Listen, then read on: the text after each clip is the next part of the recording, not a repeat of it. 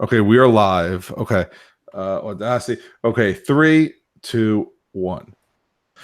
Hello, everyone. Welcome to episode 217. And right now, we're just calling this pre-Defcon because Defcon is next week, and a couple things are happening. First, Defcon's next week. It's going to be crazy. But second, and more importantly, Google Hangouts is going away. So we have to figure out another way to solve this problem. And I think we figured it out, but it's not going to be as easy as clicking 3 buttons. I think it involves Discord and ODB streaming and RTC keys and Tom knows all about this, but it's not fun. It's kind of a massive pain. It would be nice if there was a company out there just to do this stuff, and I'm looking into a couple, but we'll have to see. Like we had one. It was that something.me, clip.me or whatever it was. That was awesome. There's something there. There's one that's being advertised on podcasts a lot, but I don't know if they're actually legit. I haven't done any research into it, and I'm not going to name it until we can verify that they're good. I mean, people have asked me this for years. How do you do your podcast? And I keep on going. Look, we used to do.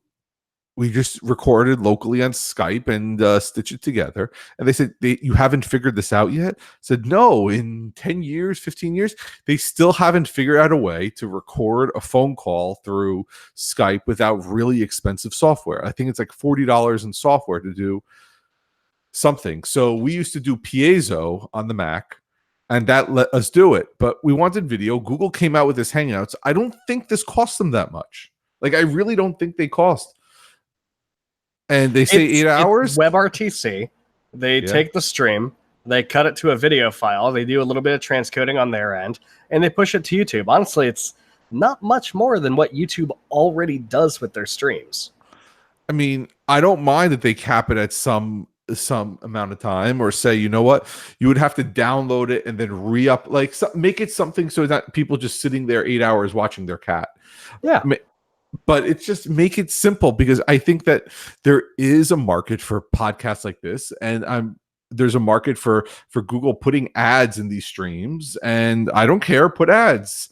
You're doing us a huge favor. Put ads, and if you don't want ads, either charge for it, which I would almost. I'm okay paying. Yeah, I'm totally okay paying to keep Hangouts on air. Yeah, and look, it's we are an ad supported podcast with no ads, So, and we don't want to and we're thinking about Patreon, but you know what? It's not like I haven't done it yet. It's more of, you want to buy us a tasty beverage, just go to our WhatsApp group and say, we would like to buy you a tasty beverage, and we're good with that. We'll give you some weird way to do it, and we'll do it. We do accept Steam keys and Nintendo Switch games through humblebundle.com. So if you would like to send us a gift, we do accept those. So I will say, because Tom and I was talking about games before, I had my Joy-Con left controller broken. I paid $25. I called Nintendo up and said, I think it's recalled. And they said, yep, we'll refund you. I got it back. It seems to work. So if you have a Joy-Con drift issue where the controller is pushing up, at least the left one on mine, call them. I mean, it may be a little backlog, but it should be a free swap out. So yep, we'll leave you with that. Okay, so we're almost like 4 minutes in, but the big story of the week is Capital One. So just another data breach from Capital One. The details, unfortunately, are a little murky. It's not like stuff was stolen. We don't know exactly what stuff. We know that certain stuff was different than other stuff, but it was just stuff that was stolen. So if you have Capital One, it's probably just like any other breach, that important information that shouldn't have gotten out has gotten out, but we don't actually know exactly what was breached. So we know a couple things. We don't know everything, but it looks like among the data was 140,000 social security numbers, 80,000 bank account numbers, as well as 1 million social insurance numbers, which are basically the Canadian equivalent of social security numbers. I'm lifting that phrase directly from the New York Times article. So I'm not Canadian. I know virtually nothing about Canada except that poutine is awesome and delicious and that hockey is just rad and that should be America's pastime. But other than that, it looks like, yeah, guess what? If you're a Capital One customer, if you've done business with them, you might want to check in and see if you're affected. Now, what are you going to get from this? Some more credit monitoring, I guess. I mean, at some point, can we choose our? We should run a credit monitoring company. We don't even need to sell commercial. Yeah, like, I don't understand why. I mean, this is just. I guess it's the race to the bottom. We'll credit monitor you for. I don't know what credit monitoring costs. $9 a month, but I guess it's a race to the bottom. But I mean, I feel like we can just get contracts after contracts. Oh yeah, for sure. I mean, it's anything we do as our own credit monitoring firm is going to be more effective than literally everything LifeLock does. And as a former LifeLock customer, thanks to a data breach about 8 years ago or something, I have no issue telling that they are literally the most useless type of credit monitoring you could ever buy. I mean, this is not slander. It's a review. It's a review. No, I'm not saying anything about. I just don't understand what credit. I understand the words credit monitoring. They monitor your credit and what it does and everything else. But I don't understand how this is a business model. I have a feeling now. I mean, Capital One's a credit card company, but I think my credit cards have it built in. I think American Express and Visa. I mean, I know I get my really fake credit score every month. I get a 900 credit score for. I don't even know if it's right, but they tell it to me. Let them do it. You know what? Let them contract some company and say, you know what? We're going to give you a credit monitoring. Okay, how about you give us this code? I'll give it to Amex and let Amex do it. We should do that. Yeah, or we should stagger the credit monitoring. So we just give you the key, and every January 1st, I put a new key in. Yeah, that'd be great. But at this point, if we were to stagger it, I would say probably half of all Americans would have banked about 6 to 7 years of credit monitoring backlogged from all these data breaches. And honestly, nobody cares. These data breaches, it was big, right? This is one of the largest breaches of a financial institution. But other than the initial hit of the story, does anyone really care? Well, we still don't know what exactly happened. And somebody asked me what's going on with Capital One. And I honestly rolled my eyes and I said, your annual household income probably got stolen. You probably lied about it. Your name, your address that everyone already has. But other than that, okay, what do you want me to tell you? And unfortunately, I should care about these things. But again, nobody really cares. And we just continue this. And yeah, I think at some point we're just going to have lifetime credit monitoring. Yeah. For no reason. So how this happened is that there was a hacker. There was actually a targeted attack. And the hacker wasn't very careful. We're not going to name names. We're not going to glorify this or indemnify or anything like that. But the hacker wasn't careful, used their complete name, posted stuff onto GitHub, bragged about it on social media. It almost seems like they were trying to get caught. Capital One doesn't believe that they disseminated or sold any of this information, that it was just kind of, out there, or archived there before it was taken down. But we'll see what happens here in the coming weeks. I don't know. There's not a whole lot you can do unless you're a Capital One customer. You should have gotten notified already. Capital One is saying that they will notify people through a variety of means. So, check your mail. Maybe instead of directly throwing away all those Capital One junk mail letters you're getting, maybe open up one or two to see, if it's an application for a year of credit monitoring. Yeah. I'm checking Capital One right now. I wish I had more on this. So I'm literally checking. Okay, learn more about our cyber incident. Okay, what happened? What we've done? Okay, we immediately fixed the problem. Okay, the person was arrested. Okay. Yep, they were. We believe it is unlikely that the information was used for fraud or disseminated by this individual. However, we will continue to investigate. Okay. I Cool. don't have all the right words. Free credit monitoring and identity protection. There we go. Okay. There's a phone number that I can call. 140,000, like you said, Social Security numbers, 80,000 linked bank accounts of our secure credit card customers. So like the people who really don't want their data stolen. But so, okay. Like, again, they told us as soon as it happened, they said something. So at least they said the right things. They did the right things. They're investigating. They're letting law enforcement help. They're not lying about it. So, and look, I'm a Capital One customer. Begrudgingly, I actually got an article listed on the Consumerist by how mad I was at Capital One. But at the end of the day, they were okay. I don't know. I don't know too many great credit cards. They're okay, right? Yeah, they're fine. Yeah. Like I use my piece of plastic. They give me 1.5%. I pay them every month. Okay. So it got stolen. You get another month, and we just hope that. Obviously, we hope that this stops, but at this point, I think it's just going to continue.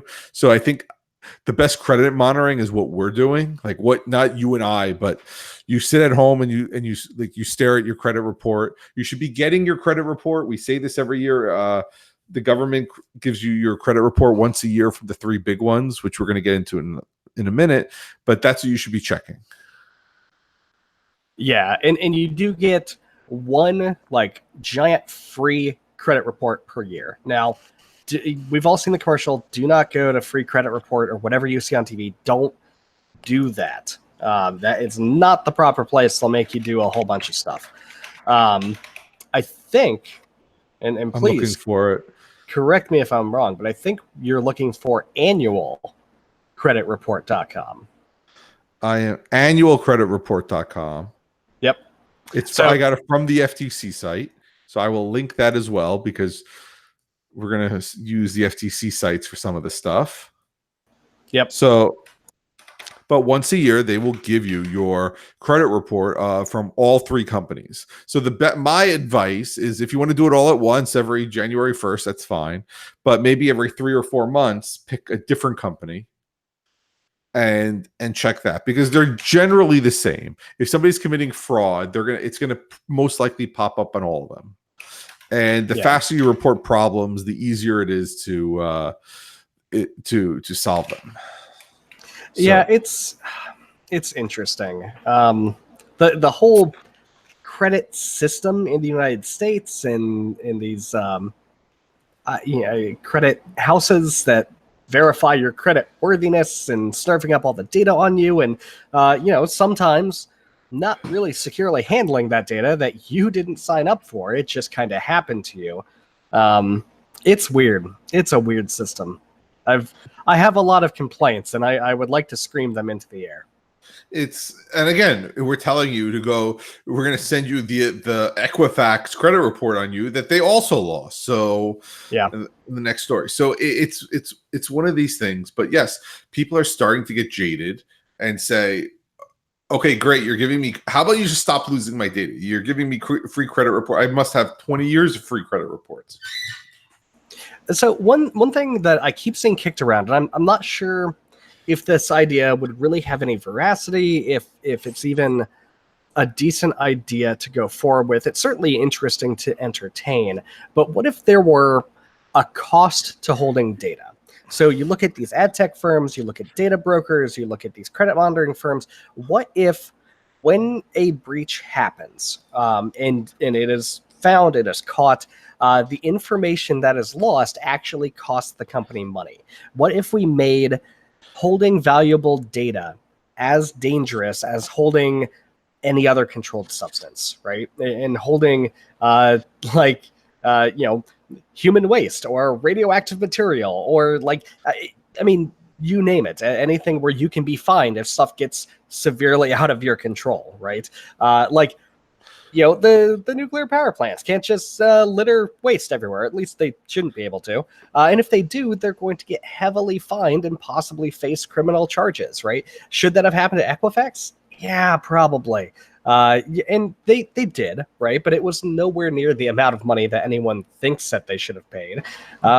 Maybe we should start treating personally identifiable information, or even semi-anonymized information, like we treat nuclear waste. It's better not to produce in the first place, but if you have to, you better control it very, very carefully. Or change the way that personal identifiable information is not as, like, your social security number should not be used on government forms, or shouldn't be, your address should not be identifiable. I mean, anything that's public record should not be identifiable on you. And we should change that. I don't mind giving, I don't want to say national ID card, but your social security number should be for certain, should not be, we should find a way to make you unique on the internet, but doesn't hold any like value to it if it gets sold. And I'm not that smart to figure it out, but there are people who can figure this out. There are a lot of different nations who have experimented with national, both electronic and just plain old paper, identity systems that are all really interesting to look at. Like Estonia's e-citizen program. It's very interesting. I'm not sure if it holds water. We talked about it probably a few years ago because they got some really bum crypto from their provider, which was really painful for them. They had to swap out a whole bunch of hardware. It was a big mess. But looking at what other nations have done, look at how they have implemented things. National ID card is kind of a dirty phrase in America. But it would be interesting to entertain the possibilities and honestly just replace these social security numbers. It was never supposed to be used for this. And the fact that it is, the people that said, hey, don't use this for authentication or identification, it's literally just an accounting number. And we did. They predicted all the problems we would run into today, and they're all basically coming true. So yes, it's there has to be another way to do it. And I mean, we're trying with emails and phone numbers and all this other stuff, but you know what? I'm okay with picking something and saying, let's go with it, but let's not make it so valuable that you can link all this other stuff. I think the problem is if we create a social security number version 2, there'll just be an open source database that will take all these credit breaches and assign that number to the person. So I don't know what that is, but maybe we need to figure out something else. Yeah. In any case, when Social Security 2 comes out on the blockchain with free credit monitoring enabled, you will hear about it here. Of course. And so I just want to now switch to the $125 that I hope I would be receiving. And I think Tom's getting it and everyone else is getting it. I really hope so. So the Equifax settlement came in and they put a fund of, there's some numbers, but basically the short result is you can get 4 years of free credit monitoring, or you can get $125. And we link the FTC site in the show notes. I would go from the FTC and then follow those links out, because you do have to put information, personal identifiable information out, again, to Equifax Settlement. So I would follow the FTC site, so at least you know that you did it properly. Yeah, please don't Google Equifax Settlement and type in your personal information into a random site that comes up, right? It's super important you do this correctly. If you go to ftc.gov/Equifax, they've got a big blue button that says file a claim. Now, if that blue button is gone, if you don't see a link to file a claim anywhere on ftc.gov/Equifax, which forwards over to their longer version of that domain, don't put your information anywhere, right? What we're trying to do in full transparency is use the FTC as kind of our malware interceptor. Let's say that Equifax gets breached again and that this claim website gets taken over and hacked 6 ways to Sunday. We want, presumably the FTC would take away the links to this place, right? Because they don't want to be perpetuating fraud. So only go here directly from ftc.gov/Equifax. Don't get here any other way. And please pass along that tip to your friends and family if they haven't done this already, because it's a weird domain. They chose an entirely different cert provider. Like, it looks like a scammy site that's going to take all your information and sell it to whoever for the highest dollar. I don't know how they keep messing up this badly, because they did this before during the Equifax breach. It was another weird scammy domain, and even their people on Twitter got it wrong. Like, it's Equifax. It's standard play for Equifax. Now, so they ask you a few questions. The website is really developed badly. The first thing is the last 6 digits of your social security number, not your whole thing for whatever reason. Your name, your address, and it says, we want you to choose the 4 free years of credit monitoring.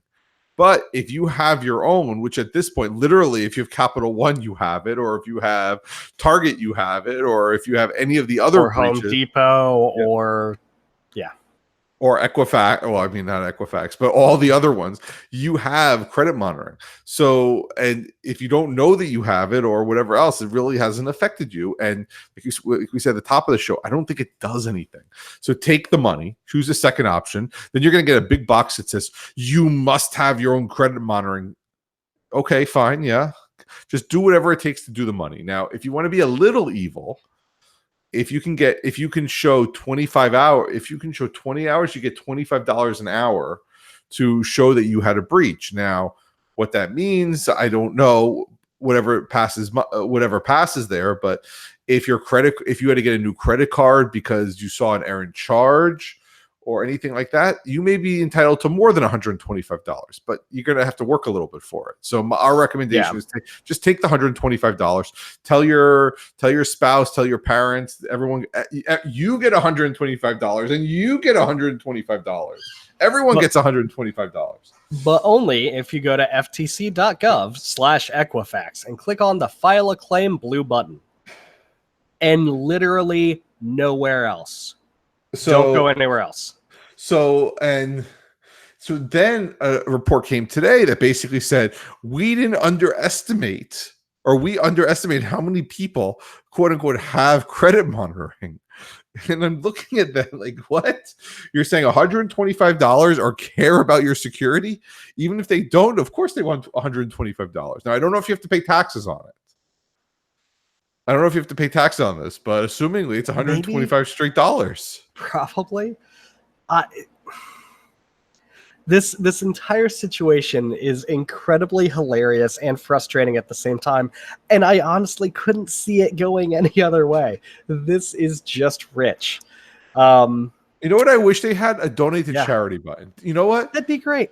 Because pick the EFF or the World Wildlife Fund or the Prevent Cancer Foundation, or one of the give water to people who need clean drinking water.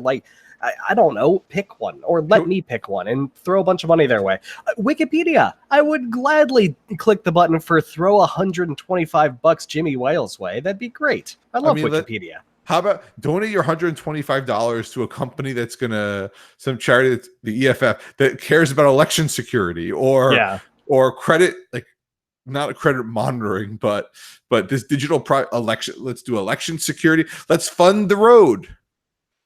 Yeah. Let's build some bridges. You have $700 million to work with. Let's take that money and let's literally, I don't want to say people don't care about the money. I think people just want action. They want to see somebody going to jail for this. And the $125 is nice, but you know what? I would love $125. But if everyone collectively gave it $700 million, that can go fund. I don't know what that can fund. I mean, it funds a football stadium, but other than that, it could fund the Internet Archive for an untold amount of time. It could fund Wikipedia. The EFF could do more incredibly awesome work that they do. I'm just trying to build a bridge somewhere. Maybe Flint can get clean water. I mean, we can help Puerto Rico. I mean, let's help our fellow Americans here. If we wanted to, we could literally just take the money and dig a giant hole in the middle of Kansas. Cards Against Humanity style. Yes. We can find aliens in Montana. We could. You can buy a bottle of water at Area 51 next week. Now that I'm looking forward to. But do you think the aliens have free credit monitoring? I'm sure they do. I'm sure there's so many things got breached. Anyway, so it's one of those things like it's comical in the sense that they didn't realize that all these. You tell people, claim your $125, click this button and put your information in. You didn't know that people are just blindly put their social security number and click buttons with $125 attached to the end of it? Of course they're going to do it. I mean, somebody was saying maybe we should talk about requiring some sort of proof of credit monitoring, which may be a little harder, but like you said at the beginning of the show, I'm sure we can make a company called freecreditmonitoring.com. I'm doing that now, and we can get a number and then get my $125. It's about the level of what you said, LifeLock. Yeah. So it's. I'm not sure how they didn't see this coming. They're giving. By the way, people freecreditmonitoring.com is available. Oh.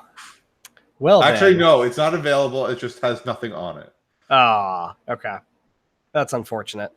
But I'm waiting for the scams and the phishing sites to come around where somebody says, "Oh, hey." Like I'm sure there are sites imitating this, Equifax $125 thing already, but I'm waiting for somebody to say, "Oh yeah, hey, if you were caught up in the Capital One breach just last week, you can put in all of your information here, your credit card numbers, bank account numbers, make sure to get accounting and routing numbers, your social security number, mother's maiden name, and pictures of your cutest dog, and post it all here. We promise we're going to give you a check for $500, or even make it seem reasonable, right? Make it like $75. Sure, you can have it." And people will just willy-nilly throw their information into that site, expecting to get a check later, and you've collected everything. Not that I'm encouraging you to go out and do something that's horrifyingly illegal and evil, but I'm just waiting for the phishing scams to pop up. Freecreditmonitoring.net, $15. Hey, freecreditmonitoring.org, $14.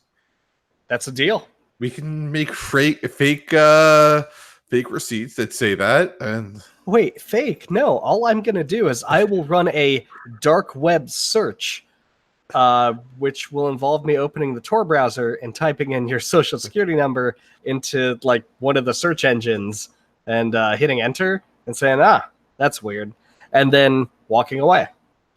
We can also upsell you if you want to. First year is free. Well, of course. Please give the second year is $5, and we take your stuff and we sell it back to the people. I mean, and then we're gonna run hyper targeted ads on top of it. So, again, freecreditmonitoring.cloud. Okay, there's a lot of them. All the TLDs except .com, which is Park. So somebody figured it out ahead of time. But oh well.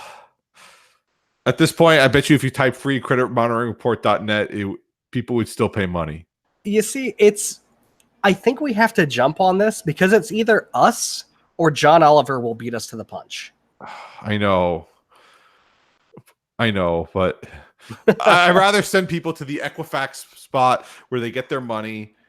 Put your parents in there. You know what? Put your kids in there. They may also get $125. Read the terms of service, make sure that they were breached and affected, make sure that people under the age of 18 can do this. I do not recommend perpetuating fraud on the site. If you did spend like hours poring over a credit report or credit card details or making sure that your finances are in order, you are 100% legally entitled to that money. If you didn't do any of that, and I can tell you, I can swear an oath right now, I didn't do anything when Equifax was breached except get mad. And getting mad literally took 0 seconds of my time, so I didn't claim any of that. And we talked about it, which took at least half an hour. I guess I could have claimed a half an hour. So I could have. I missed my opportunity. So anyway, with that, go claim your money.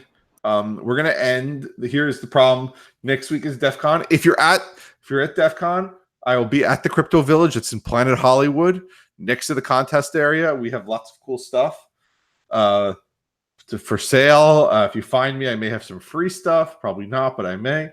I'll be around. But then when we come back, we're gonna be hopeful. We'll have to find another way. We have our new method in place, but it may take us some time. It may be on Twitch first. We may have to download it. So it'll be a little bit of a delay, but hopefully you'll see us in 2 weeks with some good stuff. So we'll leave you with that, and we will see you next week or 2 weeks.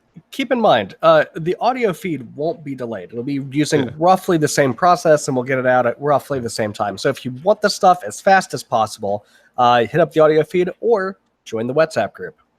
Because so the audio feed is just we record it on each side. I put it together, we put it in. But if you want a video feed for whatever reason, I don't think YouTube gives us that many clicks, but I know some people just rather do it on YouTube. We're working, like we said, we're working on that. And for us to be able to see each other while we're talking also really helps. So so we're trying to make that work. So anyway, we will see you next week or in 2 weeks, and have a good summer so far. Bye, everybody. See everyone.